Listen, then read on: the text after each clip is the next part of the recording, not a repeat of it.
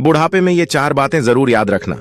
दोस्तों, अगर हम इस समय जवान हैं तो भी बुढ़ापा आएगा, अगर हम अमीर हैं फिर भी बुढ़ापा आएगा, गरीब हैं फिर भी बुढ़ापा आएगा, चाहे बुद्धिमान है या मूर्ख, एक ना एक दिन सभी को बुढ़ापा आना है। दोस्तों, बुढ़ापे में वे कौन सी 4 बातें हैं जो हम सभी को याद रखनी चाहिए? अगर हम इन 4 बातों को याद रखेंगे तो बुढ़ापे के समय हमें कोई दुख तकलीफ नहीं आएगी। तो चलिए साथियों, इन 4 बातों को हम एक कहानी के माध्यम से समझते हैं कि आखिर बुढ़ापे की वे कौन सी 4 बातें हैं जिन्हें प्रत्येक मनुष्य को याद रखनी चाहिए। तो दोस्तों, कहानी को शुरू करने से पहले इस वीडियो को लाइक करके चैनल को सब्सक्राइब कर दीजिए और बेल वाले आइकन को ऑल पर सिलेक्ट कर ले ताकि आपको इसी तरह की बुद्धा स्टोरी मिल सके। तो चलिए शुरू करते हैं दोस्तों। बहुत समय पहले की बात है, किसी गांव में एक व्यक्ति रहा करता था। व्यक्ति बहुत ज्यादा अमीर था। अमीर होने के कारण उसके बहुत ज्यादा कारोबार थे और उसके कारोबार दूर दूर तक फैले हुए थे। जब उस व्यक्ति ने अपने व्यापार से बहुत सारा धन कमा लिया तो एक दिन उसके माता पिता ने अपने पुत्र से कहा, बेटा, तुमने अपने मेहनत से व्यापार तो खूब बढ़ा लिया और अपने व्यापार से धन भी काफी कमा लिया। अब हमारे घर में ईश्वर के दिया हुआ सब कुछ है, इसलिए हम चाहते हैं कि अब तुम विवाह करके घर गृहस्थी को आगे बढ़ाओ। अब तुम्हारी विवाह योग्य उम्र भी हो चुकी है, तो इसलिए अब तुम्हें विवाह कर लेना चाहिए। अपने माता पिता के यह बात सुनकर वह लड़का कहने लगा कि अभी तो मुझे और ज्यादा पैसे कमाने हैं, अपनी जिंदगी में मुझे और ज्यादा सफलता हासिल करनी है और आप चाहते हैं कि मैं विवाह करके घर गृहस्थी में उलझ जाऊं। नहीं पिताजी, अभी मुझे विवाह नहीं करना है। पहले जो मैंने सपने देखे हैं उसे मैं पूरा कर लूं, उसके बाद ही वह विवाह के बारे में सोचूंगा। फिर उसके माता पिता ने समझाया कि पुत्र, शादी तो प्रत्येक मनुष्य को करना ही होता है, क्योंकि शादी के बच्चा पैदा होने के बाद ही वंश आगे बढ़ता है और संतान उत्पत्ति के बाद ही मनुष्य पर जो पितृ ऋण होता है वह उससे मुक्त हो पाता है। लेकिन बहुत सारे मनुष्य सोचते हैं कि अगर हमने शादी कर ली हमारे ऊपर जिम्मेदारियां बढ़ जाएंगी, खर्चे बढ़ जाएंगे, हमारी आजादी समाप्त हो जाएगी, आने वाली लड़की हमारे ऊपर बोझ बन जाएंगी। तो ऐसा नहीं है। शादी हमारी जिंदगी की जरूरत है और हमारी पत्नी हमेशा हमारे साथ रहती है। जैसे शरीर को चलाने के लिए भोजन की आवश्यकता पड़ती है, जैसे भोजन करना हमारे जिंदगी के लिए आवश्यक है, उसी प्रकार शादी करना भी हमारे लिए बहुत जरूरी है, क्योंकि एक पत्नी ही होती है जो हमारे सुख दुख में, हर विपत्ति के समय में हमारे साथ खड़ी रहती है। लड़के ने जब अपनी माता पिता की इन बातों को सुना तो वो कहने लगा कि आप जो कह रहे हैं वो ठीक है। आप मेरे लिए कोई अच्छी सी लड़की तलाश करिए। जब तुम्हें कोई संस्कारी लड़की मिल जाए तो मुझे बता देना, मैं तुम्हारी पसंद की लड़की के साथ ही विवाह कर लूंगा। अपने पुत्र की यह बात सुनकर उसके माता पिता अत्यंत प्रसन्न हुए और अगले दिन ही अपने पुत्र के लिए पास के ही गांव में लड़की पसंद करने चले गए। जब लड़की पसंद आ गई तो उन्होंने तुरंत पंडित जी को बुलाया और शादी का दिन तय करा लिया। रिश्ता पक्का करने के बाद लड़के के माता पिता अपने पुत्र की विवाह की तैयारी करने लगे। कुछ दिन बाद ही शादी का दिन नजदीक आ गया। उस लड़के के घर पर दूर दूर से नाते रिश्तेदार आने लग गए। लड़के के माता पिता ने खूब धूमधाम से अपने पुत्र का विवाह किया और एक नई बहू को लेकर अपने घर में आ गए। सुंदर और संस्कारी पत्नी पाकर लड़का बहुत प्रसन्न था। साथ में लड़के के माता पिता भी बहुत खुश थे। इस प्रकार अपने पुत्र और बहू के साथ वह दंपति अपना जीवन गुजारने लगा। धीरे धीरे करके समय बीतने लगा और समय बीतने के साथ जो लड़के के माता पिता थे उनके उम्र ढलने लगी। समय के साथ वे दोनों बूढ़े होने लगे। फिर लड़के के माता पिता ने अपने लड़के और बहू को पास बुलाया और उनसे कहने लगे, बेटा, आज जो बातें हम तुम्हें बताएंगे वो बातें तुम्हारे जिंदगी में हमेशा काम आएंगे, इसलिए इन बातों को बड़े ध्यान से सुनना। और ऐसा कहकर उन्होंने बताना शुरू किया कि तुम्हारे सामने जीवन में कैसी भी परिस्थिति आए, हमारी इन बातों को कभी मत भूलना। तुम दोनों एक दूसरे के साथ सदैव साथ रहना और किसी भी परिस्थिति में एक दूसरे के साथ कभी विश्वासघात मत करना। कोई ऐसा कार्य मत करना जिससे दूसरों के लिए तकलीफ पहुंचे, और आप लोगों से जितना भी हो सके सदा दूसरों को मदद ही करना, क्योंकि मदद करने से कभी कोई गरीब नहीं होता, बल्कि जो मदद करता है वे और ऊंचाइयों पर पहुंचता है। जब उस लड़के ने और उसकी पत्नी ने सास ससुर की इन बातों को सुना तो वे दोनों कहने लगे कि आप लोग चिंता ना करें, हम आपके बताए हुए मार्ग पर ही चलेंगे और हम दोनों पति पत्नी आपके सिद्धांत पर ही चलते हुए अपना जीवन व्यतीत करेंगे और आपको कोई शिकायत का मौका नहीं देंगे। तो दोस्तों, इस प्रकार वे सभी लोग मिलजुल कर अपना जीवन व्यतीत करने लगे। धीरे धीरे समय बीतता चला गया। वह लड़का और ज्यादा अमीर होता चला गया। समय के साथ उसकी माता पिता अब पूरी तरह से बूढ़े हो चुके थे। बाल सफेद हो गए थे, शरीर दुबला पतला हो गया था, और जैसा अक्सर देखा जाता है कि बूढ़ा होने के बाद मनुष्य चिड़चिड़ा हो जाता है, वैसा ही उनका स्वभाव हो गया था। लड़के के माता पिता भी बूढ़े होने के कारण सारा दिन तरह तरह की बातें करते रहते थे। उनका यह व्यवहार लड़के की पत्नी को रास नहीं आता था और वे नाराज हो जाती थीं। उसकी नाराजगी के कारण था कि उसके सास ससुर बार बार किसी न किसी बात को लेकर उससे झगड़ने लग जाते थे। ऐसे में जब उसका पति शाम को घर आता तो वह उसे बताती कि आपके माता पिता रोज किसी न किसी बात को लेकर मुझसे झगड़ा करते हैं। अगर तुम्हारी माता पिता की ऐसे ही हरकत रही तो मैं एक दिन इस घर को छोड़कर तुम्हें छोड़कर अपने पिता के घर चली जाऊंगी। पत्नी की ऐसी बातें सुनकर लड़का अपने माता पिता को समझाता है कि आप अपने बहू के साथ ऐसा व्यवहार क्यों करते हो। तो वह लड़के से कहते हैं कि झगड़ा हम नहीं बल्कि तुम्हारी पत्नी करती है, वही हमसे लड़ती है। इस तरह दोनों एक दूसरे पर आरोप प्रत्यारोप लगाते हैं। किसी तरह लड़का दोनों को समझाता है, लेकिन माता पिता तो बूढ़े हो चुके थे।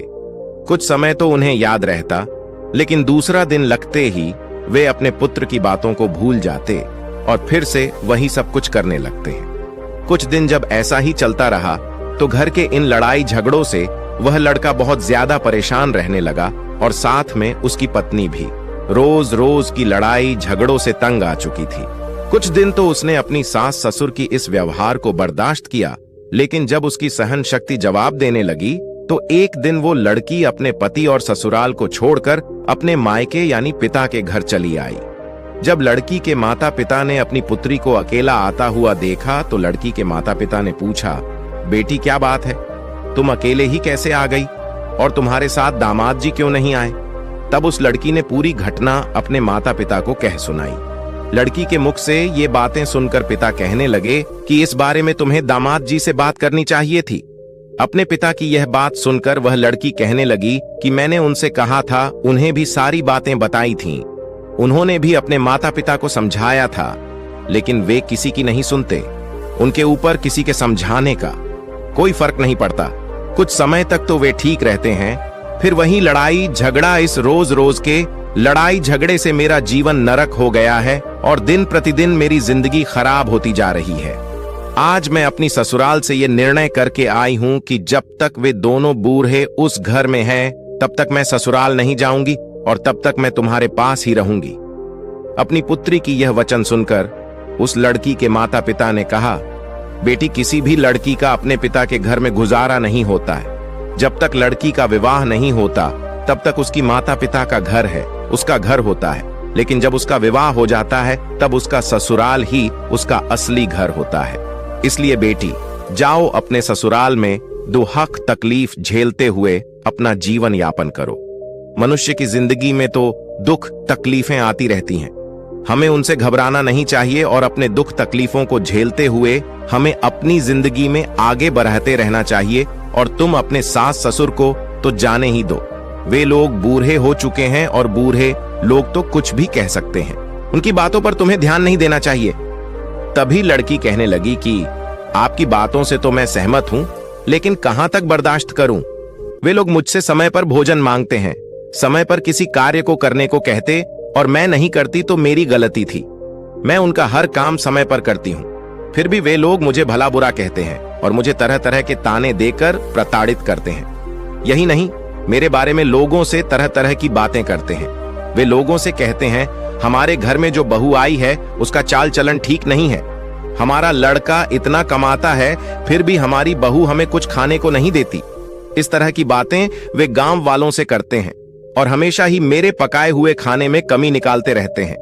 लोगों से कहते हैं कि हमारी बहू को तो खाना भी बनाना नहीं आता और हम लोगों को समय पर भोजन भी नहीं देती हैं। इस कारण हम दोनों समय से पहले ही बूढ़े हो चुके हैं और उनकी बातों का गांव वाले भी विश्वास कर लेते हैं। ऐसे में आप ही मुझे बताइए कि मैं उन्हें भोजन क्यों नहीं दूंगी? मैं भला उन्हें भूखा क्यों मरूंगी? जब अपनी बेटी की ये बातें वो पिता सुनता है तो उसे अपनी बेटी की बातें सुनकर बड़ा ही दुख होता है और अपनी बेटी से कहता है कि पुत्री, तुम चिंता मत करो, इसके बारे में मैं तुम्हारी ससुराल जाकर तुम्हारे सास, ससुर और तुम्हारे पति से बात करूंगा और उनसे पूछूंगा कि आखिर वे लोग तुम्हारे साथ ऐसा व्यवहार क्यों करते हैं। अगले दिन ही लड़की के माता पिता अपनी बेटी को लेकर उनके ससुराल पहुंचते हैं। ससुराल में उन्हें दामाद तो नहीं मिलते। फिर लड़की के माता पिता इस बात को दोनों के सामने रखते हैं, लेकिन वे लोग तो बूढ़े हो चुके थे। उनके अंदर समझदारी नाम की कोई चीज नहीं बची थी। उल्टा वे दोनों लड़की के माता पिता को ही भला बुरा कहते हैं। लड़की के माता पिता ने काफी समझाया, लेकिन कोई हल नहीं निकला। जब बातचीत से कोई हल नहीं निकला तो लड़की के माता पिता अपनी बेटी को लेकर उदास मन से अपने घर के लिए वापस लौटने लगते हैं। जब वे वापस लौट रहे थे तो उन्हें रास्ते में एक व्यक्ति दिखाई देता है जिनके एक हाथ में कमंडल था और उनके बड़े बाल बिल्कुल सफेद और लंबी दाढ़ ही थी और मुख पर एक अलग ही तेज थी। जब लड़की के माता पिता उस व्यक्ति के पास पहुंचते हैं तो उन्हें मालूम पड़ता है कि वह एक सिद्ध सन्यासी है। उनके चेहरे पर एक अलग ही तेज आभा थी। उनके तेज को देखकर लड़की के माता पिता उन्हें प्रणाम करते हैं और उनके चरणों के पास जाकर बैठ गए। जब साधु महाराज ने पूछा, पुत्र, कोई परेशानी है क्या? तब लड़की के पिता कहने लगा, हाँ महाराज, मैं बहुत परेशानी में हूं। मुझे कुछ समझ नहीं आ रहा कि मुझे क्या करना चाहिए। फिर साधु महाराज कहने लगे, बच्चा, तुम्हें जो भी परेशानी है मुझे साफ साफ बताओ, मैं तुम्हारी परेशानी का कोई ना कोई जरूर समाधान कर दूंगा।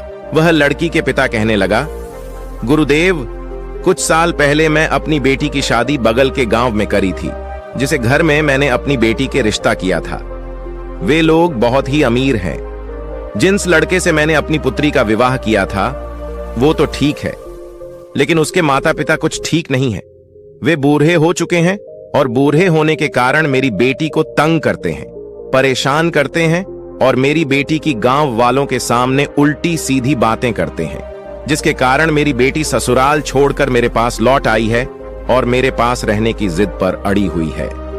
अब ऐसे में आप ही बताइए कि कोई भी पिता अपनी शादीशुदा बेटी का जीवन भला कैसे कतबा सकता है। लड़की के पिता की ऐसी बातों को सुनकर वह सिद्ध सन्यासी कहने लगे कि बच्चा, यदि ऐसी बात है तो तू मुझे उन लोगों के पास ले चलो। मैं उन्हें कुछ शिक्षा दूंगा, मैं उन्हें कुछ बातें बताऊंगा। यदि मैंने बताई बातें उनकी समझ में आ गई और उन्होंने अपने जीवन में उतार दिया तो उन बातों से आपकी बेटी भी हमेशा खुश रहेंगी और वे लोग भी सदैव प्रसन्न रहेंगे, क्योंकि उन्हें कभी किसी ने नहीं बताया कि बुढ़ापे में ये 4 बातें सदैव याद रखनी चाहिए। इसी कारण से उनकी ये दुर्दशा हो रही है और उसके साथ ही तुम्हारी बेटी और दामाद को भी मुसीबतों का सामना करना पड़ रहा है। जब लड़की के माता पिता ने सिद्ध सन्यासी के इन बातों को सुना तो वे प्रसन्न हो गए और साधु महाराज को अपने साथ लेकर बेटी के ससुराल के ओर चल दिए। जब समधि के घर पहुंचे तो साधु महाराज ने लड़की के माता पिता और उस लड़की को घर के दरवाजे पर रुकने का इशारा किया और स्वयं घर के अंदर प्रवेश कर गए। घर के अंदर दोनों बूढ़े बैठे हुए थे। जब लड़की के माता पिता ने साधु महाराज को देखा तो दोनों खड़े हो गए और साधु महाराज को बैठने के लिए आसन दिया। फिर उस लड़के के माता पिता ने सिद्ध सन्यासी से खाने पीने के बारे में पूछा। उस साधु महाराज ने कहा कि मैं आप लोगों के घर पर जी भर के खाऊंगा, लेकिन उससे पहले तुम्हें मेरा एक काम करना पड़ेगा। सन्यासी की बात सुनकर वे दोनों बुजुर्ग व्यक्ति कहने लगे कि आपके हम सभी बात मानने के लिए तैयार है, लेकिन पहले आप भोजन कर लीजिए। सिद्ध सन्यासी ने कहा, नहीं, पहले तुम मेरी बात को सुनो, उसके बाद ही आप अपने घर का भोजन मुझे करवाना। उसके बाद साधु महाराज कहने लगे कि मैंने सुना है कि आप लोग बूढ़े हो चुके हों और बूढ़े होने के कारण आप अपनी बहू को परेशान करते हो। साथ में आपकी बहू भी तुम्हें परेशान करती है। साधु महाराज की ये बात सुनकर दोनों पति पत्नी कहने लगे कि गुरुदेव, आपने ठीक सुना है। हम दोनों तो बूढ़े हो चुके हैं और हमारी बहू हमारी कद्र नहीं करती है और हमेशा हम लोगों को परेशान करती रहती है। उसे पता नहीं है कि जैसे आज हम बूढ़े हैं वैसे ही कुछ समय बाद उस पर भी बुढ़ापा आएगा, और ये सब जानते भी वे हम दोनों को बहुत ज्यादा परेशान करती है। तभी साधु महाराज कहते हैं कि तुम चिंता मत करो, मैं तुम्हारी सभी परेशानियों को समाप्त कर दूंगा, लेकिन उसके लिए तुम्हें मेरी 4 बातें माननी होगी। यदि तुमने ये 4 बातें मेरी मान ली, तुमने अपने जीवन में उतार लिया, फिर देखना आपका बुढ़ापा कितने सुख से कटता है। मैं आपको आपके सुखी जीवन के लिए 4 बातें बता रहा हूं, जिससे आप अपने जीवन में अपनाकर हमेशा खुश रहेंगे और कभी भी आपकी बहू या बेटा आपको परेशान नहीं करेंगे। इतना कहने के बाद उन्होंने बताना शुरू कर दिया कि सबसे पहली बात है कि आप बोलते समय अपनी बातों पर ध्यान दें, अपनी वाणी पर ध्यान दें, क्योंकि आपकी वाणी में इतनी शक्ति है जो कि आप अपनी वाणी से किसी का भी दिल जीत सकते हैं और आप अपने वाणी से किसी को भी चोट पहुंचा सकते हैं। इसीलिए तुम्हें अपनी बातों पर ध्यान देनी चाहिए। मान लो अगर आप मुझसे बात कर रहे हैं, मुझसे बात करने का तरीका आपका कैसा है? अगर आपका बात करने का तरीका मुझे ठीक लगेगा तो मैं आपसे जुड़ जाऊंगा। यदि आपका बात करने का तरीका मुझे ठीक नहीं लगेगा तो मैं हमेशा के लिए आप लोगों से जुदा हो जाऊंगा। इसलिए मैं ये बताना चाहता हूं कि आप अपनी बातों पर ध्यान दें, क्योंकि बोलने से पहले 1000 बार सोच लेनी चाहिए कि मैं जो बात बोल रहा हूं उससे अगले व्यक्ति को क्या नुकसान पहुंचने वाला है, या फिर उन बातों से सामने वाले को क्या फायदा होने वाला है। उसी के अनुरूप दूसरों के सामने हमें अपनी बातों को रखना चाहिए। मैं जानता हूं कि मनुष्य जब बूढ़ा हो जाते हैं तो इंसान के शरीर में तरह तरह की बीमारियां होती हैं। वह बोलता तो ठीक है, लेकिन उन्हें पता ही नहीं चलता है कि मैं क्या बोलता है। लेकिन आप अपनी बातों पर हमेशा ध्यान दें कि हम लोगों से कैसे बातें करें। जब दोनों दंपति ने साधु महाराज के इस बातों को सुना तो दोनों कहने लगे, गुरुदेव ठीक है, आज से हम दोनों पति पत्नी अपनी बातों पर ध्यान देंगे, लेकिन दूसरी कौन सी बातें हैं वह भी हमें बताइए। तब साधु महाराज कहने लगे कि उचित समय पर ही हमें कोई वस्तु को मांगना चाहिए। जैसे अगर आपको भूख लगी है और उस समय आपकी बहू खाना बना रही है, यदि उस समय आपने भोजन मांगा तो वह भोजन कहां से दे पाएगी? उस समय तो भोजन बनाया जा रहा है। मान लो अगर आपकी बहू किसी समय स्नान कर रही है और उस समय आप किसी वस्तु की मांग कर रहे हैं, किसी सामान को मांग रहे हैं, तो वह उस अवस्था में उस वस्तु को देने के लिए आपके पास तो नहीं आ सकती, और आप उन बातों को लेकर उससे झगड़ने लगे तो आपका ही व्यवहार ठीक नहीं है। आपको यह समझना होगा कि बुढ़ापे में और जवानी में अंतर होता है। जवानी में हम दूसरों के लिए कमाते हैं, इस कारण दूसरों पर भी हमारा अधिकार होता है। जवानी में हम अपने आप में होते हैं। जवानी में हम जो भी मांगते हैं वही हमें मिलता है, लेकिन बुढ़ापे में हम दूसरों के सहारे हो जाते हैं और दूसरा व्यक्ति पहले अपने काम करेगा और काम समाप्त होने के बाद वह उस वस्तु को हमारे पास लेकर आएगा। इसलिए हमें धैर्य बनाए रखना चाहिए। ऐसा नहीं है कि हमने अपने जबान से किसी बात को निकाला और तत्काल वो हमारे सामने आ जाए। ये कभी नहीं हो सकता। और ये भी ध्यान रखें कि अगर बहू कहीं पर गई हुई है या किसी काम में व्यस्त हैं और आप लोगों की आवाज उसके कानों में नहीं पड़ रही है और ऐसे में आप अपनी बहू से किसी वस्तु की मांग कर रहे हैं, तो समय आपके पास उस वस्तु को कैसे पहुंचाएगी? या उसकी तबीयत खराब है और उसकी तबीयत इतनी ज्यादा खराब है कि वह बिस्तर से भी उठ नहीं सकती, और ऐसे में आप किसी वस्तु को अपनी बहू से मांगते हैं, तो ऐसी स्थिति में वह उस वस्तु को आप लोगों के पास कैसे लेकर आएगी? और आप लोग इन बातों को लेकर अपनी बहू से नाराज हो जाते हो कि आपकी बहुत हो। आपकी बातों को सुनते ही नहीं, ये गलत बात है। आप लोगों को देखना चाहिए कि आपकी बहू आपकी आवाजों को सुन भी पा रही है या नहीं, और जिस समय आप किसी वस्तु की मांग कर रहे हैं उस समय आपकी बहू कहां पर है, और जो भी सामग्री आप उससे मांग रहे हो क्या वह सामग्री आपके घर में उपलब्ध है भी या नहीं है। सन्यासी की दूसरी बात को सुनकर वे दोनों बुजुर्ग व्यक्ति कहने लगे कि साधु महाराज, हम लोग समझ चुके हैं कि हम लोग कितने गलत थे। तभी वह सन्यासी कहते हैं कि अभी मेरी बात समाप्त नहीं हुई है, अब मेरी तीसरी भी बात सुनो। उन्होंने आगे कहना शुरू किया कि खाना बिगड़ जाने पर चिढ़ना नहीं चाहिए। मान लो आपकी बहू खाना बना रही है और उसका ध्यान कहीं और चला गया, क्योंकि घर गृहस्थी में बहुत सारे कार्य होते हैं। ऐसे में खाना बनाते समय नमक कम या ज्यादा हो गया, मिर्च कम या ज्यादा हो गई, या रोटी जल गई और उसने वह भोजन आपके सामने परोस दिया। आपने जैसे ही उस भोजन को चखा और भोजन चखते ही आप मुंह बनाने लगे और कहने लग गए कि भोजन में तो स्वाद ही नहीं है, और तरह तरह की कमी निकालने लग गए कि भोजन